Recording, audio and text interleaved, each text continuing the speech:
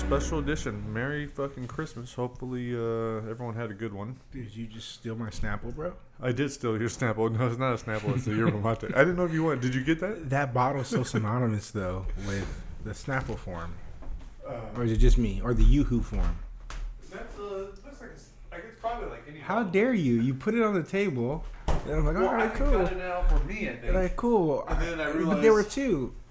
And I saw that one. Is this recording? Because Yeah. I want the world to know Yeah, I that you're a saw. Snapple thief. I didn't I'm think sorry. Yerba mate. We're not sponsored by any of them, so. I know. So I'm not even going to include this. We'll Yeah. start this bitch right now. I think that's the funny banter that we need, man. No, we don't have funny banter. I keep all my dude. My funny banter is written ahead of time. I was like, I In think case he drops the spoon. no. Kurt. I think Kurt Vonnegut. It was someone famous author. I really liked what he said about writing. Like he liked writing because it gives you time to not sound like an idiot. You know, it was like, did you have time to make that paragraph perfect, or to really consider whether you want to even include that or that sentence or change this word? That's a great point. Yeah, so you got time to think about it. Same with creating jokes. But yeah, if we're doing it on the fly, it's like, nope, I'm probably going to say something inappropriate. Man, creating a joke. Like, how do you write a joke? Yeah, it's hard. Dude, we tried for the Brightside app that's being developed. Oh, I yeah. was like, those were, pretty jokey. And One-liners, though. That's freaking tough. Yeah, One yeah. line. And with that, I had a bunch. I sent it to my friends that are comedians. The editor of Brightside and 25 Perfect Days. Actually, he's edited pretty much most of my stuff. Anthony Spock, also has a book out right now. Nick the Saint. That's only 99 cents. Wow, pick it up. Boom. Awesome reviews, dude. It has way better reviews than my stuff. Nice. I think my shit's way better. Sorry, Yeah. Anthony. Yeah. But I read his shit. I haven't read yours, so we'll figure that out. Yeah, that sucked. Yeah, if you did, I'd be pissed. But it's like a Christmas story. I think it's Nick the Saint. But yeah, check I'm it gonna out. come on But next week and be like, hey, man, did you read Nick the... Dude, sick, bro. dude, he's Anthony is he's brilliant, great writer, and he's also a teacher. And so, but we I don't know what else we're talking about. I haven't talked to him but for a it while. doesn't matter. We just It doesn't gotta matter. keep it Yeah, going. no, but it makes me think I should send him an email and ask him what's up. Dude, I'm excited, man. You're almost done, my man. I know I'm almost done. Like the kids are out of the house, and so today, I was able just to work on unlocking the cage. Jesus. I know. That sorry. was Mark opening his yerba mate. Gunshot. He was just going to let that go, but yeah, there's no Yeah. 12 gauge shotgun being racked Nope. off. No. Jeez, Mark. Sorry. And then now you can hear me guzzle it. So we were saying 25. Or you're almost done with so chapter almost done. 24? Or the entire thing? Yeah, so I sent it off for the edit on the final chapter last night. Like, I didn't finish the final paragraph, but I was like, fuck it. I'll get the rest of it edited. In the meantime, I'll think about the ending. I'll do that. And then today I ran through the entire manuscript, just on final, like, different points that I had, like, comments for myself. Yeah. And now I'm just going to go back through, cut everyone's piece, send it off to the different fighters so they can see what I wrote about them. They could help, fact check me. Maybe I have my numbers wrong, or maybe they want to point something else out or leave something out. And then it's done, dude. So the pre-orders will be out, and then we'll do it. Damn. Yeah. So dude, what I'm most excited about is like, okay, there's a finish. It's the end of the year. It's perfect timing, and now I get to work on my other shit. I was like, I get to go full speed on fiction, and that's what I've been wanting to do. So That's gonna be it'll nice. be fun. Yeah, a new way of creating. Yeah, I think this upcoming year, I'm going to really do a better job of kind of like putting myself out there and going for it. I think I'm going to dive back into that, what was it, dangerous writing? Oh, dude, yeah, you should. That was intense. Yeah. Dude, it was intense. So I was like, oh, man, I only did one little session, too. Like, not even a paragraph, probably. Dude, we could. I'll put you through. I'm developing it right now, but I'm writing kind of just different questions, different assignments for my nephew Will, who's I think he's 12 or 13, and he wants to try not to die. I offered it to him, but he's intimidated and he's only mildly interested because he's a kid and he got all this other shit. But I was asking him how much free time he has during the week, and he's like, probably an hour each night or something like that. I was like, okay. I was like, can you spend 1 hour on this a week? And I was like, and that's all you gotta do. I was like, I'll give you the assignment. I'll ask you questions. You work on it just for 1 hour, and you send me whatever you have. And he's like, yeah, you could do that. And then I was like, yeah, man, it's 6 months. We'll have this book all figured out. Another 3 months, we, just make it awesome. And then after that, you edit it. So we could do the same thing. Yeah, I have to mess with that. Yeah. Yeah. So, dude, but I'm making these questions out. I'll send you the same ones. I also want to get you doing some poetry. Totally off subject, or going back to that thing I'd done with Dawn. So I might have some of those assignments for you as well. So we'll see. But yeah, I think that kind of writing, dude, it's going to be good because you're going to be doing, when you're answering those assignments, you're going to be developing the character. You're going to be doing dangerous writing. So even if it's not you, you're going to be putting yourself in those situations. You'll still have those same kind of releases. So should be cool. Scary. Yep. That's what it is. Dude, yeah, most people don't want to. Well, you should explain what it is really quick, just for the listeners. We haven't talked about this. All right, so Tom Spanbauer created dangerous writing. I didn't know what it was, but when I was going to UCLA for some extension classes, my first writing classes, the professor there, or the teacher there, recommended. He encouraged my writing. He said I had, good base or whatever, and he thought that I would really like this guy Spanbauer. And I didn't really know much about it, but then I found out that he was a mentor of Chuck Palahniuk, who wrote Fight Club, and one of my favorite authors. I was like, oh yeah, for sure, I want to go study with him. And so I did a week-long retreat at Esalen, which was really cool, but way out of my comfort zone, dude. It was nuts. But I did this assignment with him, well, this week-long thing, and the assignment was, I think, what we were supposed to take in there was 2 pages written in first person on a moment in our life that changed us, like that moment that afterwards you were different, and writing about it and using his techniques. Dude, it was, not only did I learn so much as a writer, it changed me as a writer, but I had tremendous breakthroughs. And I think there are, I don't know, let's say 12 to 18 of us in there. I don't remember, but everyone in there had a super powerful breakthrough. Everyone was crying, and it was just nuts. Yeah. So that's what I encourage friends to do, even ones that aren't writers, because I get them to understand. I was like, I'm not asking for you to do something perfect, but it's also asking for a lot of trust. So whenever someone does that kind of thing, I appreciate it, because it's definitely hard to share and share something so personal. Because usually these are. You might be writing about a moment that you just wish you never remembered, or you don't want to touch it again. Yeah, that's right? happened to me. Yeah. I was on the keyboard just messing up because I put the screen black because I at first I started writing and I was too focused on what I was writing, how it would sound exactly. Motherfucking cat. He got me too. Dude, I have. The cat That's Ghost. Dude, yeah. Just scratch me. I'm wearing a tank top I just got called a sissy earlier. Yeah. Well, I don't know if he. How bad's the gash? I don't know. I don't know if I'm bleeding. I'm probably just being a little bitch. Oh, there he is, hacking my toes. He's gonna come for my stuff. Yeah. Be careful. You don't have any strings hanging down. Yeah, motherfucker. Okay, he's kissing me now. So, anyhow, maybe they're not better than dogs. First he's sweet, then he's sour. Yeah, but dude, speaking of that, so dangerous writing, that's pretty much what Tom helped me a lot with Brightside. He was I was doing after that. I asked him to work with me on Brightside, but it was written in third person, and he said the only way he could do it is if I would do it in first person, because he said that's the way, that's his style. It's done in first person. That's where I could tell the real story. And dude, I had to make the decision. I was like, do I throw away a complete novel, which I think is fucking really good, because I want to work with him, and I convinced myself. I was like, yeah, it won't be that much work. I'll just change, he to I and whatever else, and it won't be that hard. But dude, I had to rewrite the entire book. It changed everything, but it also made it way better. And the same thing with Before Brightside, Mandy, the short story I have out now, the free one. I don't know if it's free on Amazon. It should be, but it's free everywhere else, like on iTunes and Barnes and Noble. But that one is the same thing, or that's my That's how dangerous writing really influenced that kind of stuff. So Brightside and before Brightside, like definitely, it affected everything. I think, um, and I don't want to say too much because I don't want to say like I'm an expert at it because I'm like a beginner at it. Yeah. Because there are people that like they meet with Tom every week. He has this group of writers and they're amazing, dude.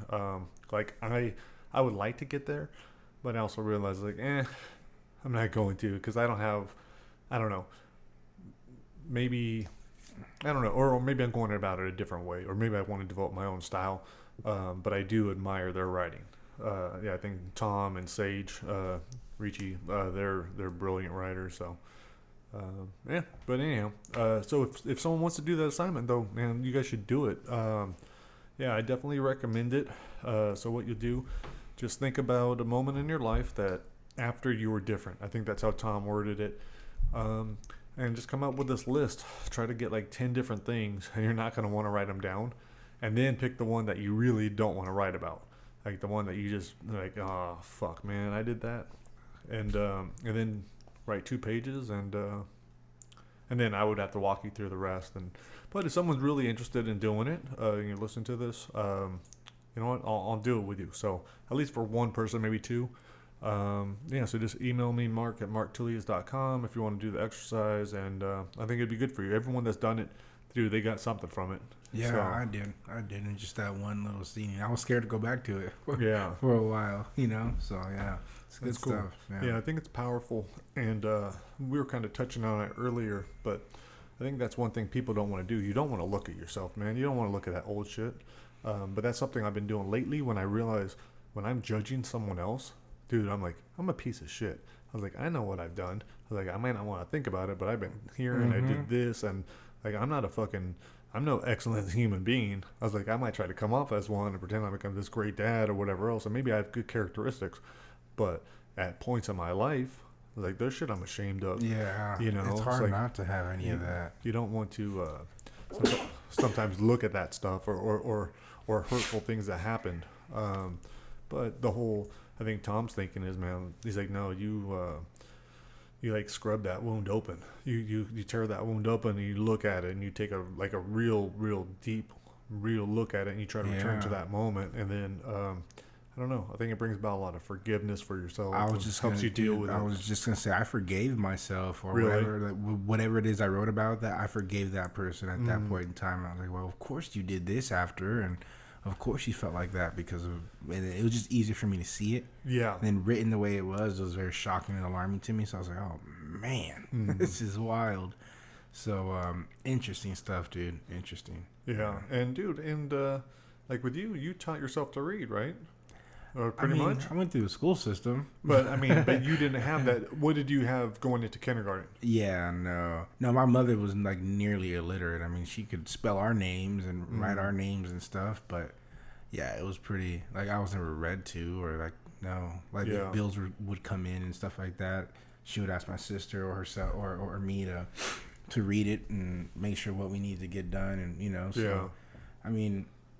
I became fascinated with reading more because I figured it was like such a tool. I'm like, damn, how do you navigate life without like this key thing? Yeah, and then but I was horrible, like spelling and all that, and I still am. But as far as reading, like I'm trying to do more. I'm trying to do a lot more, especially after meeting you. And then I have a niece who just kills books, like slays 3 books a week and like pretty hefty books. I'm thinking like, how do you do that? But yeah, reading's pretty crazy, and not coming from a family who emphasized it a lot was pretty nuts. Now that I'm looking back at it, like, oh shit, I wasn't Dr. Seuss. What the fuck is that? It's pretty funny to me now. So how would you feel? How would you feel to have a book, to co-author a book? Yeah, that's huge. Like like to give a copy of it to your niece. Yeah, that's freaking nuts. But you could do it. It's something I didn't even think of, you know. But you could, like, do you think you could do that? Like, do you think you could do that in a year? Yeah, you know, if you did it, if I'm not, because it just scares me away. So if I learn how to just, all right, well, this is what you need to face, then yeah, that's a great New Year's resolution challenge. Yeah. So that's what I'll do. Like, that's what I'm going to do with Will. I'll give you the same assignment that I'm going to give him. I'll also shoot it over to Marshall. Like, if he doesn't, I don't think that he's going to need any help. So But again, those are some people that they had no intention that they were going to write a book. But Donna, she's going to be writing Try Not to Die in Brightside. Then there's Marshall, Try Not to Die in wherever it is, someplace in Thailand. And then we'll decide exactly what ours is. I think we might know it. And then I got a couple, with Will and other ones. I was like, and that's going to be dope because, dude, I could jump between finishing up other projects and handing out these exercises and helping develop them like that. That for me is fun. Like I think that'll be cool. And then I just fine tune this process and use different people's ideas to make it better. And then before you know it, dude, there's like 20 books in the series. It's like and start do one with my daughter and do that. Just I think we could do just have fun with it. Great series. So many places. I mean, Right? we've talked about this already, but there's so many places that we can take it. That's, it's awesome. I mean, no, and the beauty of it is, all it really is sitting down for like 5 minutes a night, talking into my smartphone, talking into my cell phone, saying blah, blah, blah, hit the notepad record and just let it rip, then check in the morning and see what I come up with. Send it to you, and you'd be like, what the hell is that? I'm like, why the fuck did I have this conversation with him on a podcast? Now I got to live by it. I'm like, fucking guy knows where I live. God damn it. And that's why we're friends. I know.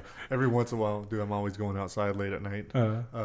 And obviously just to smoke. But I always wonder, I'm like, that motherfucker, he better not be creeping around here. I was like, or maybe he's going to jump out and surprise me. Me? So I'm always ready.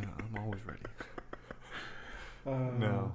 I don't like the thought of people being in my backyard without me knowing. I can understand that. Oh, dude, here's a question. I was thinking about this Donald today. Trump. I was gonna That's my ask. answer. I was gonna post it on Facebook, but I was like, no.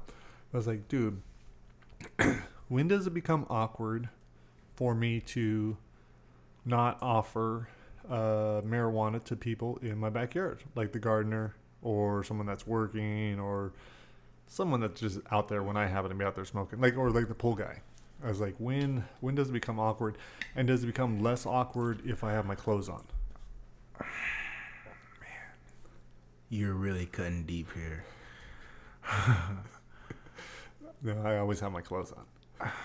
But because if I was like, if well, there was one day. If people walk in on me, well, there was one day we were out there. Yeah, us and a couple buddies, and your poor pool man didn't know what he was walking into.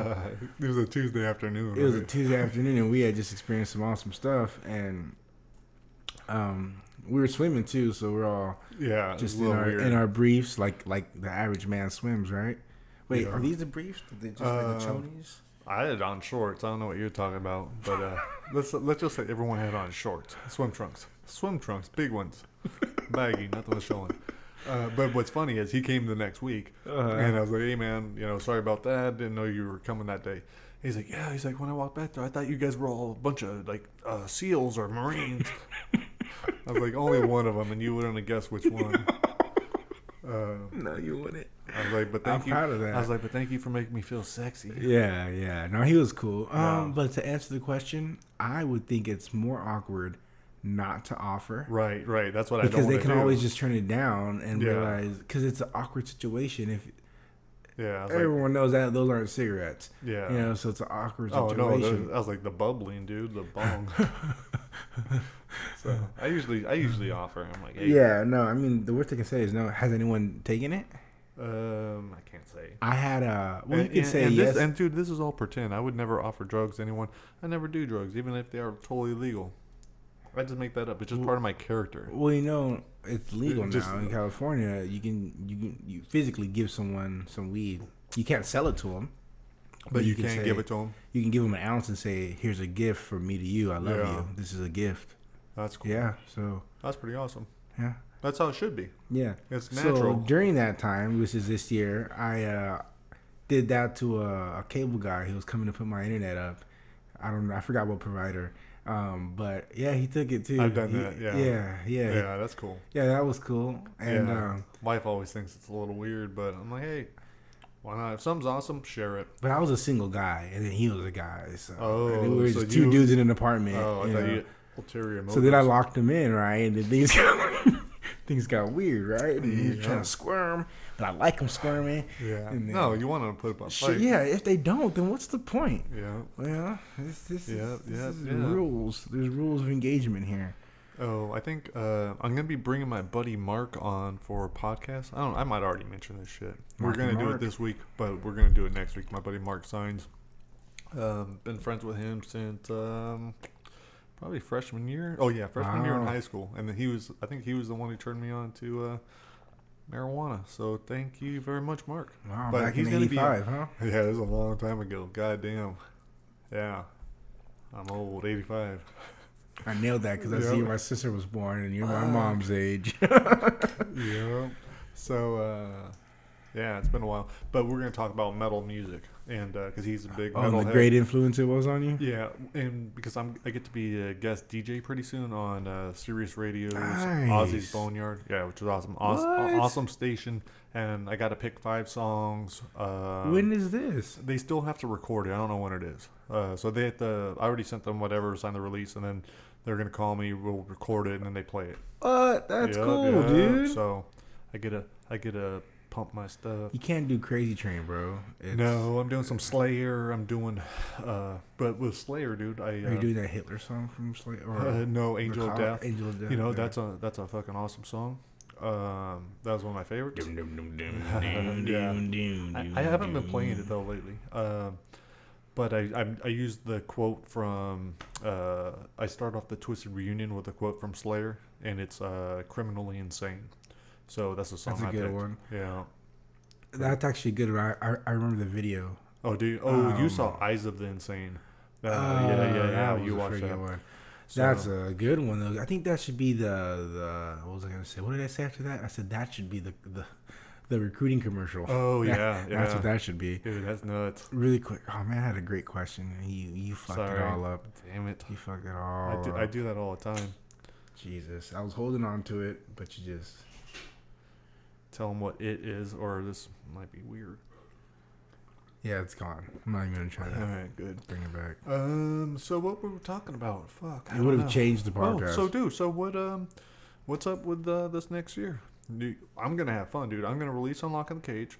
I'm gonna put out, dude. We got a bunch of cool shit. We're gonna design like special cards for each of the fighters and stuff. Still got to design that. But dude, I'm gonna have fun with it, and then I'm gonna write a lot of fiction, and we'll do Try Not to Die. So you have your writing assignments. Yeah. We'll continue to do Jits. The class you teach is awesome.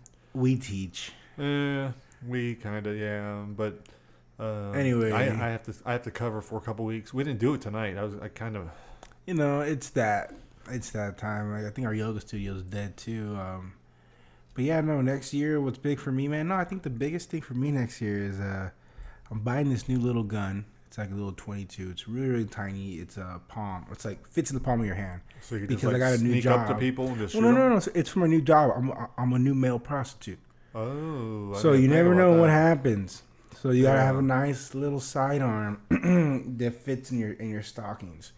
The only thing that kind of got me off there was the word "new." I was like, I thought you've been doing that shit for a while.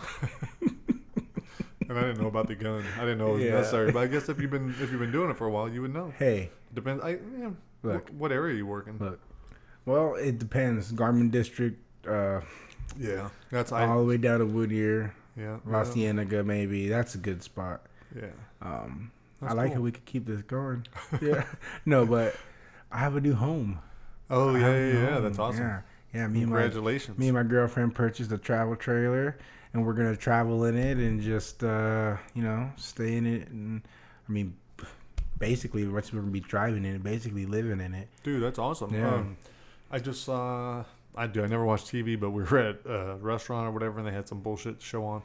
I like how you're correlating that with my story. No, but there was these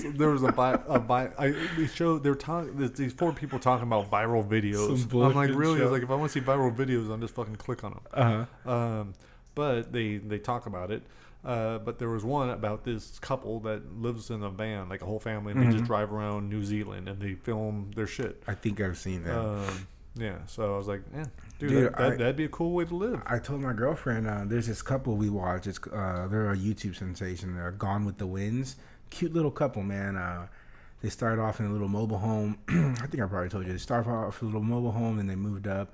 They got some subscribers. They got some ads on their thing now. Now they're living in a sailboat. I think they quit their job. They're just like doing videos from the Bahamas. See? From That's what you should be doing, dude. I motherfucker. told you, I was like, hey man, let's record our little journey and see if YouTube takes to us or whoever takes to us, and fuck yeah, just dude. freaking why not? You grow your own following, and dude, if you guys are doing yoga and you're filming your yoga, and like, Yeah, what yeah, we did would be. what did Jessica say when you Yeah, you're right. this other day at class, one of our members, Jessica, said something to Anthony. She's like, I was trying to find your videos online. I wanted to do some of your drills. He's like, oh, I haven't listened to Mark and I haven't done them yet. That's basically exactly what I said verbatim. Yeah, you need to have that shit out there, because if you don't have it, no one's gonna watch it. If you have it, maybe some people will. Yeah. I might, probably not. I got some better ones. It's gonna be Mark doing the poses and me just demonstrating the shape this guy's in. Yeah, no, wait till I'm finally dropping, dude. I don't know what I'm gonna get to, but it's just coming off naturally. I want to clean up my diet this year even more. I think that's why he gave me this. Pie pop or cake pop, huh? Exactly. I was like, get that shit out of my house. All this fucking fattening food. Yeah, Janine's gonna help us out, man. We're gonna get into it. But no, I think that's a great idea. I think we're gonna keep the cameras on us and see what happens, because we're gonna get into some shit. Something's gonna happen in that trailer. There's gonna be some cool, there's gonna be something. So why not try to catch it? I want to see the fights. Oh yeah, that's what will probably get us. Yeah, her being such a cute little Asian girl, she's gonna be whooping my ass, and you guys are gonna be all surprised. Yep, she trains. She does train. Oh. Yeah, she trains. Share what your brother was saying about Jen. Oh yeah, so I've been bringing my little brother to the gym with he's 19. He's a college soccer player. He's a little stud. He weighs about $160 maybe, $150. And he's been around a little bit. He's been around jiu-jitsu for a few years. I mean, I've trained with them, but back and forth. Very little, though. Very little, because he's been more into soccer, but he understands past the guard. He understands positioning. Like, he watches EBI. He knows what's going on. Mm-hmm. He's been in some of my competitions. He knows what's going on. So he comes, and then Jen didn't have anyone to drill with, and him being, $150, he's not the biggest guy in the gym. So he trains with her. At the end, he goes, so yeah, Jen, so she knows a lot, huh? And I'm like, yeah, she knows a lot, but she's only been training for about not even a year, dude. And he goes, oh shit. I'm like, why? Did she handle you? He goes, no. It's just like, fuck, I gotta get back into training, I'm like, well, you got soccer, blah blah blah. But I think he was then he just had a moment to himself. I think he was just overtaken that I don't know if I don't think they grappled, actually rolled. They were just drilling the whole time. And I think he was just like, oh, fuck. This is a woman. This is a mom. This is a 40-year-old woman with 2 kids. Yeah. That's a tight grip. Or I know there's just something in his eyes where he's like, fuck. He thought she'd been training a lot longer. So yeah, no, that's cool. I told Jen that, and I'm sure she got a kick. But yeah, he was like, damn, I got to. Well, she didn't believe me the other day. She asked me afterwards if I was telling the truth. Because I lie all the time like a motherfucker. About what? No, I don't. Sometimes. About how her jiu-jitsu. I said, I would be scared, if we were the same size, I'd be scared to roll with you. Because she'd be catching me and shit. I was like, but she didn't believe that. No. And that was just to make her feel good. Well, no, I don't know if it comes from me, because I'm not her coach, but she trains a lot with me. I don't know if it comes from me, if it's the same either, but dude, sometimes if I'm not she will it'll get tight, and I will be like, oh, okay, let me get out of this, because if not, dude, if she does her step over and goes for the arm bar, or just her step overs, no, she's so but it's coming from us, so maybe it's not. Yeah, I don't know, it's not registering. But she'll get there. She did a competition this year. She did great. Yep. I mean, dude, 40-year-old mom. So now you can't, all you moms out there. 41. Oh, wow. There you go. Yeah. Should be happy I cleared that up. All you moms out there. No, I think that's awesome, excuse. Dude. Yeah, no, I think it's awesome. Dude, I'm hoping I stay healthy. I should. But I feel like I really want to learn. I feel like I also need to go to a fundamental class and dude, you got so good drilling. This year. You got really good this year, man. You did. Thanks to you and Just the effort. That's all. Yeah, but it's been a good year. So we do that again next year. Yeah, because sometimes I think when we had our terrible day, we had the worst day ever at headquarters. Did we talk about that last week? No, we didn't. Oh, dude, That's okay. hilarious. Let's just we'll do that real quick because we'll end on that. That's hilarious. Well, okay. It wasn't a terrible. It was a good learning day. Okay, so we go down to headquarters and we're like, yep, we're gonna, we want to prove ourselves. Plus, we want to go to class. I want to do a good job in the warm ups. The warm ups that we know. Well, anytime we go to headquarters, it's like, okay, what are you guys really learning? Because this is the flagship. Yeah. This is what we're so. And we get there and holy shit, fucking absolute worst day ever of my jiu-jitsu. Like I had no focus, dude. Lost holy in the sauce. Shit. Yeah. It was like I wanted to leave during class, and then but it was good though, because I mean. The second half of it ended up being pretty good. And then we were talking about it on the way home because we were just dejected. We're like, holy shit, that was awful for both of us. Yeah. But we're like, how much did we improve this year? Like overall game, like maybe the terminology still sucks. Maybe knowledge still kind of sucks. Whatever else. But overall, just jiu-jitsu now to jiu-jitsu today. I mean, from a year ago or whatever, there's a huge difference. Yeah, just the introduction of the leg game alone for you. Yeah. Just in those few months. But like jiu-jitsu in general. I think it's because your body has kind of shifted a little bit because you've been doing a lot of yoga. Yeah, no. I think it's 100% the yoga. It's like, now I understand. It's like, if you don't have that range of motion, you can't do the movement. Like there were so many movements that there just weren't even possible for me to do or to do correctly or to do efficiently because not being able to use the body and then also the breath. And I look at you at 57. Yeah, you're doing these poses. Yeah, and are you doing these movements? No, nah, man. He's 49, you guys. But it's cool though. Like on Tuesday, what we had like four. Oh, bless you. We had like 4 or 5 guys doing the yoga to start off your jiu-jitsu class. Really we do yoga and it's not easy.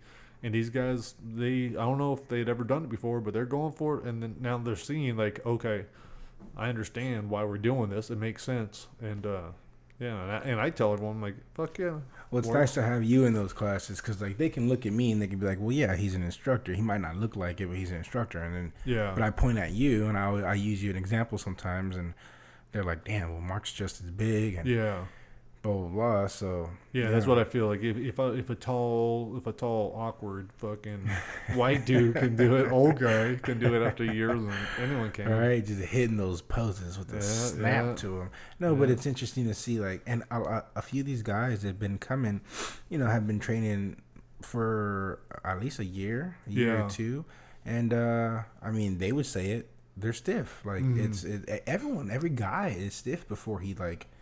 Limbers himself up through some kind of activity, whether it be yoga or if he's a gymnast or if he has some cool routine that he goes through. But, I mean, a lot of guys, it's amazing to me how many guys train and bust their ass in the gym and then, I don't know, just don't stretch. Maybe because my back is so messed up that it could, and that could be when you're younger and you don't have those issues is not a big deal. Man, yeah. But we had to go to acupuncture yesterday because we went so hard. Anthony and I went so hard on Tuesday. Fucking, dude, my back was a mess the next day, and I had been having issues with a stinger.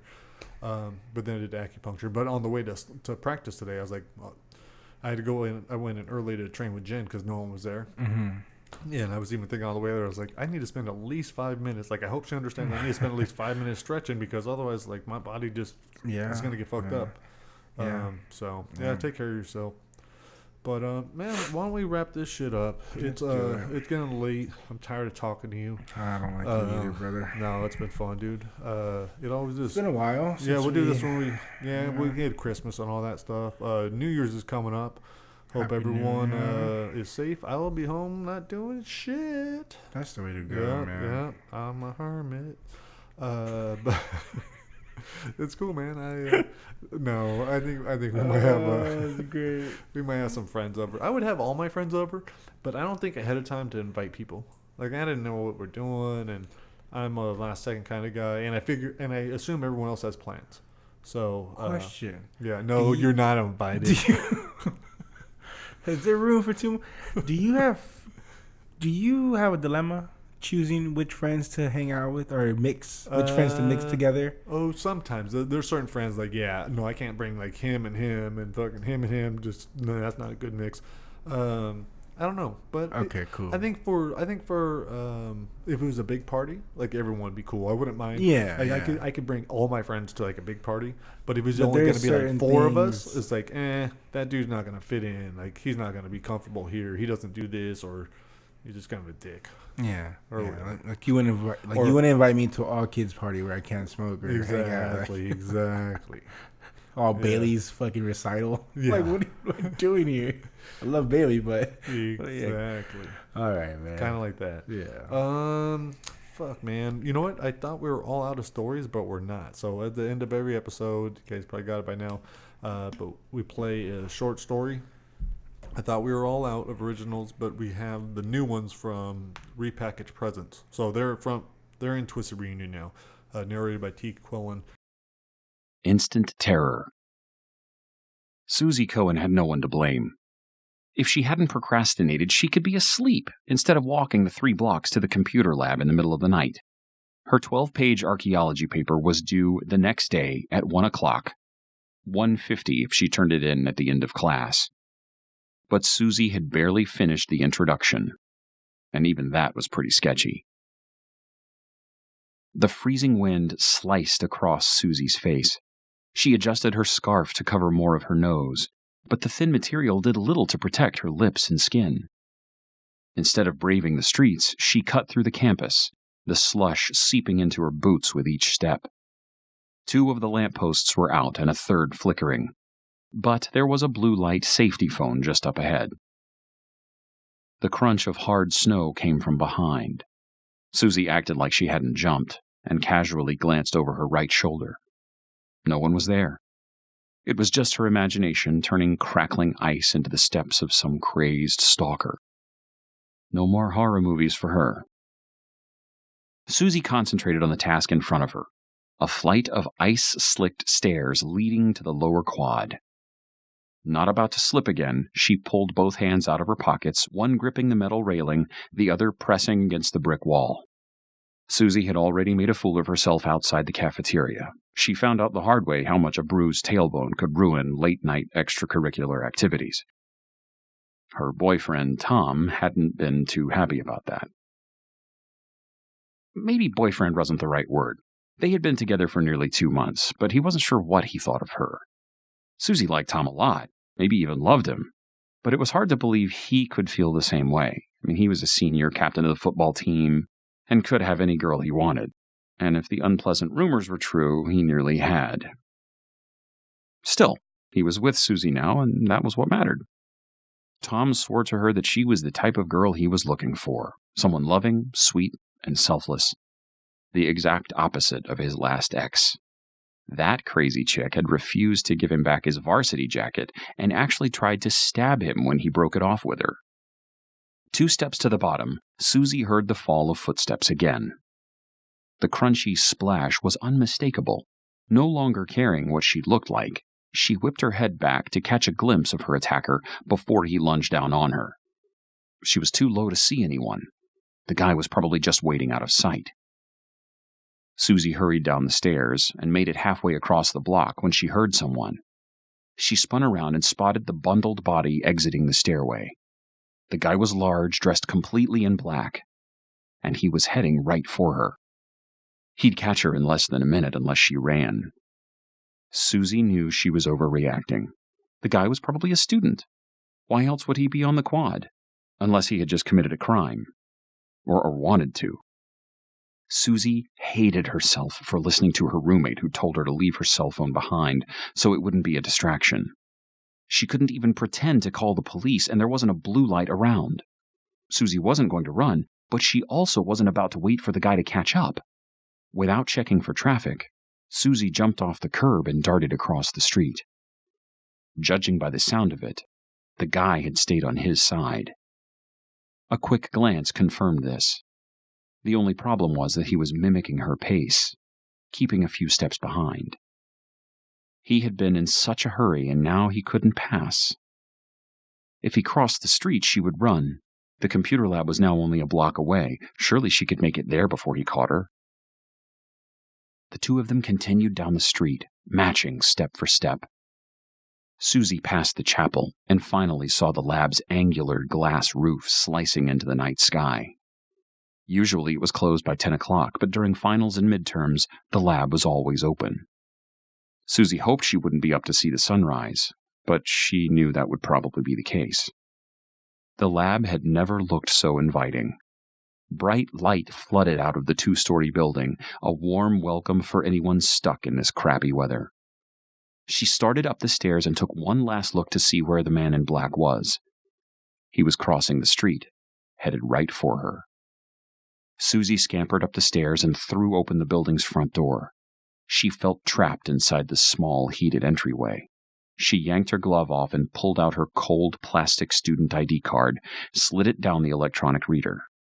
The light flickered red. The guy was almost there. Susie looked at the card, realized her error, flipped it around, and slid it again. The light flashed green, and she jerked open the door and slammed it shut behind her.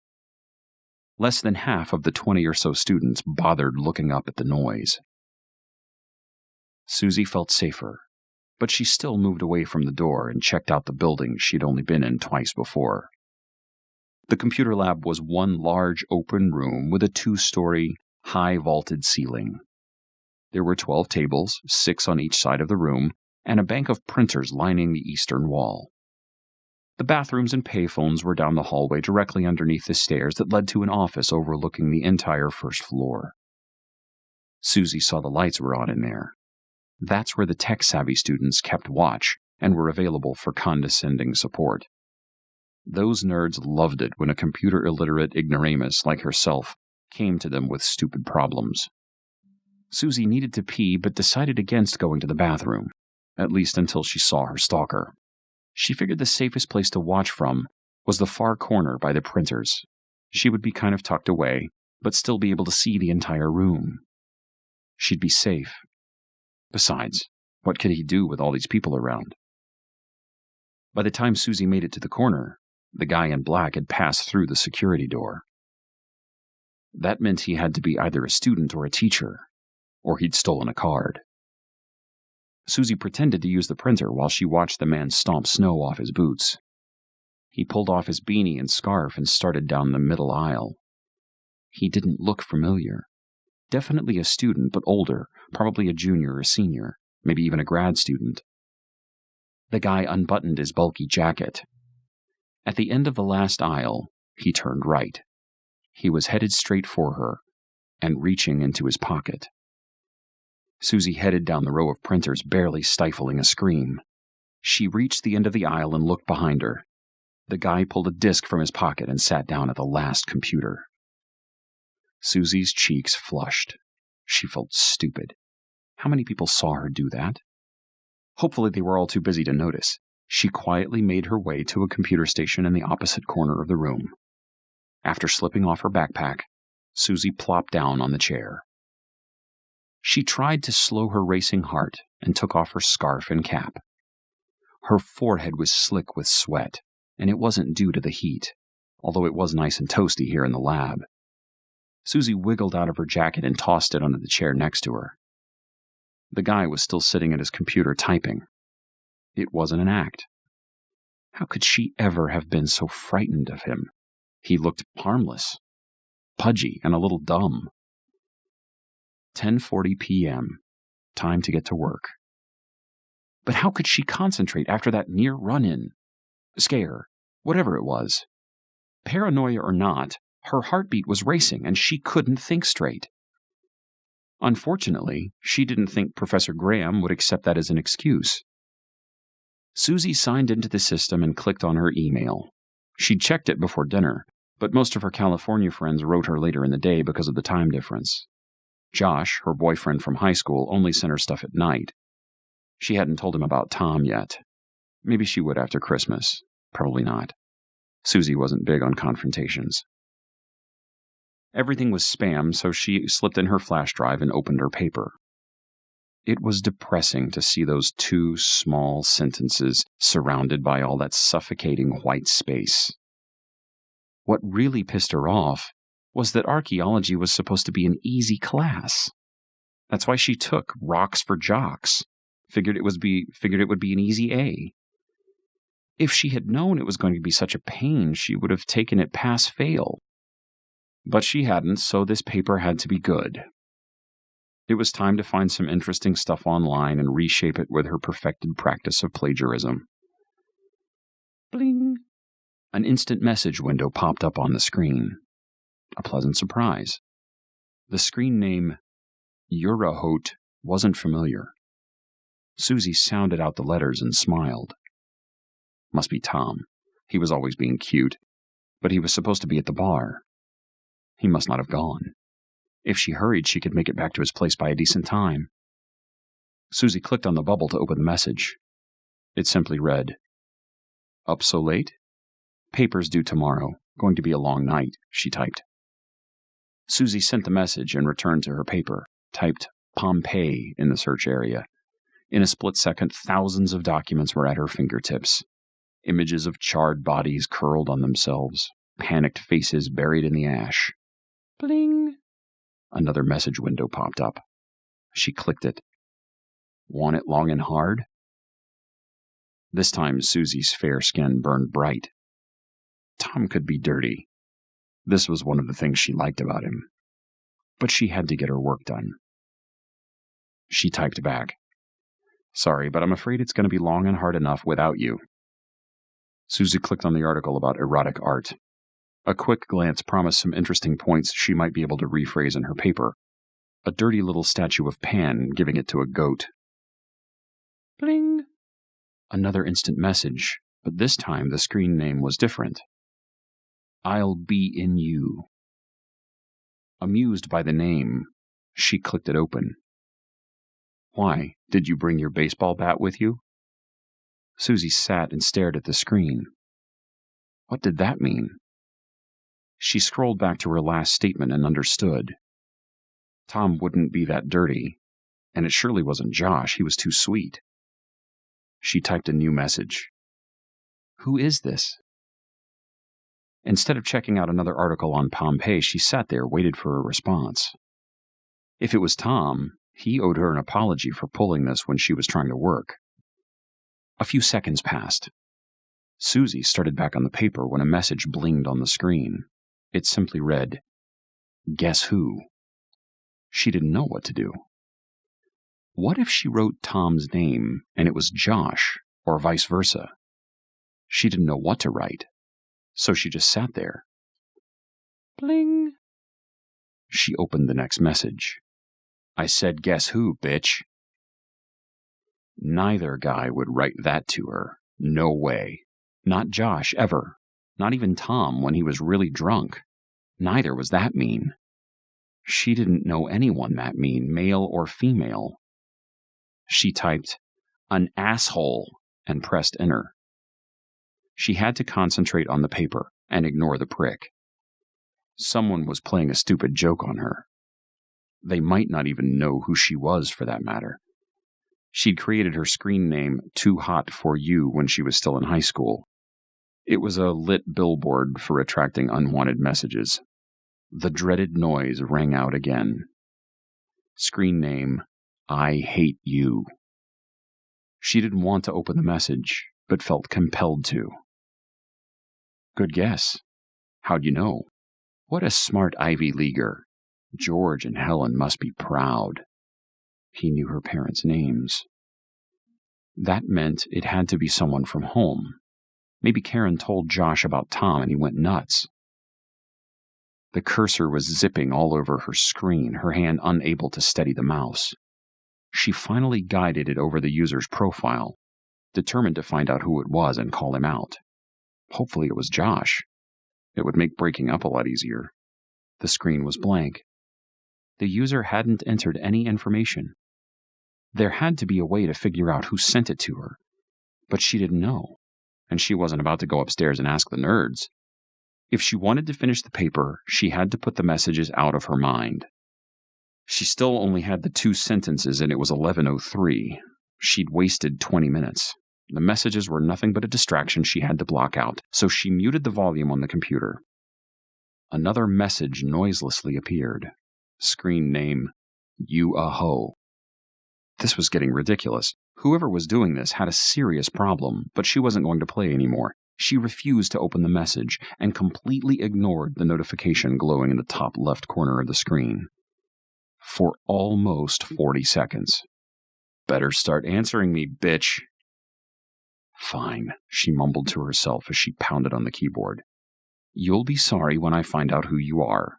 I'll go to the school police. You don't think they can trace these messages? She prayed that they could. 3 seconds later, a response came back. Sending hate mail is the least of my worries if I get caught for the shit I'm going to do to you, you prissy little slut. Susie was stunned. The other stuff was mean, but that was scary. No one she knew could seriously want to harm her, and none of them would take a joke this far. She hadn't done anything to anyone. The sweat was rolling again, and her throat was parched. She'd get a quick drink and try to cool down. Think good thoughts and try to work on the paper. No more opening messages, for real this time. Susie got up from the table, a little shaky, and walked over to the fountains. She took a long sip of cool water, splashed some on her face, and returned to her seat. 4 messages waited for her. She closed all 4 without opening them. A 5th one popped up. She was about to close it, but then the screen name caught her eye.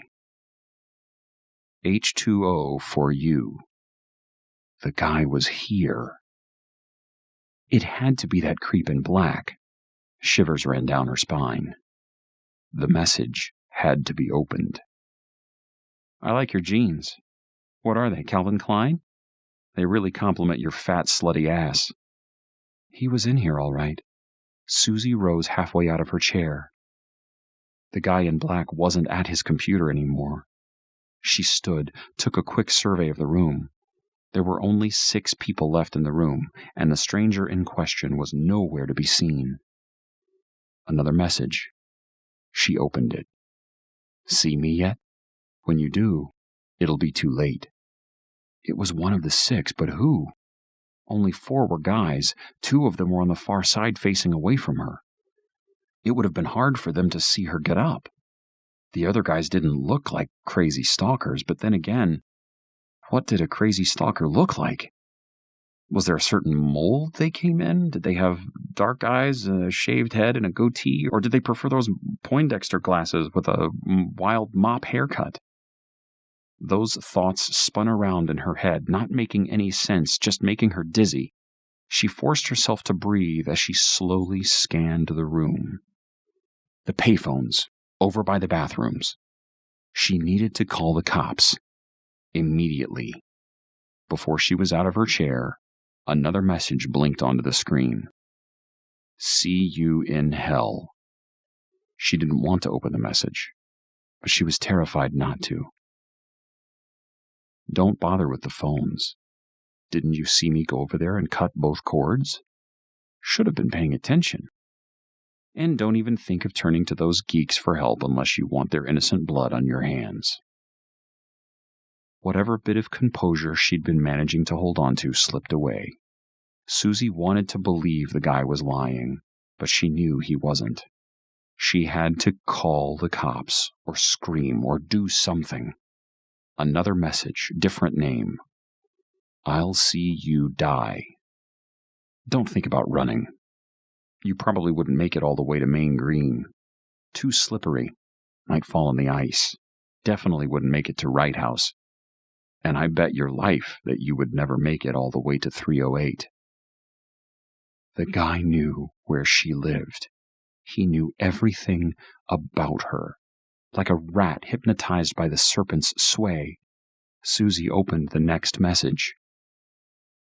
Remember, I don't have to be on a terminal. I can be on my cell. I could be crouching down on the bushes outside the front window.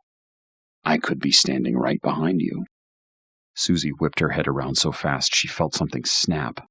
A searing heat bothered her now, but she knew it would hurt the next day, if she was still around to feel it. No one was behind her. It was too dark to see past the hedge of bushes he wrote about. He could be hiding, and she'd have no idea until he popped out and slit her throat. She continued to read the rest of the message. I could be waiting in the hallway. I could be in the bathroom. I could be the guy in the blue shirt sitting across the aisle. And if you make one noise, everyone is going to get it. Susie carefully turned her head, the throbbing in her neck becoming much worse. She stared at the kid in blue. He was busy typing away, dividing his attention between the screen and his notebook. Looking toward the heavens for an answer, she was greeted by a bright light. The upstairs office. The tech guys would have a phone. She could lock herself in and wait this out. Susie slowly rose, waiting to see if anyone was making eye contact. No one seemed to be paying attention. She edged away from the table. A message popped on the screen. She wouldn't open it. She took another step left and cleared the table. Someone at the back of the room stood up. It was just a girl. Susie took 2 more steps toward the stairs. The guy 3 rows upright fidgeted with his backpack, his hand deep inside it. She waited for him to pull out the gun and open fire. Instead, he pulled out a candy bar. She climbed the first step. There was movement by the hallway. The guy in black was walking by the security doors. Susie sprinted up the stairs, stopping when she reached the 2nd floor. She looked over the railing and saw the guy in black was headed back to his seat. It had to be him. Susie approached the open door of the office. She looked behind her, having to turn her entire body because her neck was so stiff. No one had followed her. A sick thought made her pause at the open doorway. She was walking into the guy's trap. He had killed the tech workers, and now he was waiting for her inside there. Susie was about to run when she noticed a long mane of golden hair. Susie knocked and said, "Hello?" A pleasant-sounding female voice said, "Come in." Susie slipped into the room and closed the door behind her, locking the deadbolt. "Is something wrong?" the girl asked, her voice full of concern. She was pretty, even in her thick glasses. Susie walked past the blonde's desk and straight to the windows that overlooked the computer room. She had closed the first set of blinds and looked for the guy in black. He was sitting back in his chair, typing away. She counted 7 others now, everyone accounted for. "What are you doing? Are you okay?" Susie crossed to the other window and told the girl, "I'm sorry. There's some crazy guy down there who wants to... He's threatening me, sending these messages. I need to call the cops. He said he wants to kill me. Please, I need your help." "Guess. I was close." Susie turned the knob to shut the blinds. She must be in shock. What the girl said made no sense. Susie turned. The blonde was now standing. Susie wondered why the girl wasn't calling the cops. She probably thought Susie was crazy. Susie knew she'd been babbling, on the verge of tears. Susie tried her story again. "Some crazy guy's down there. She stopped herself in mid-sentence. Why was the girl smiling? And why was she wearing Tom's varsity jacket?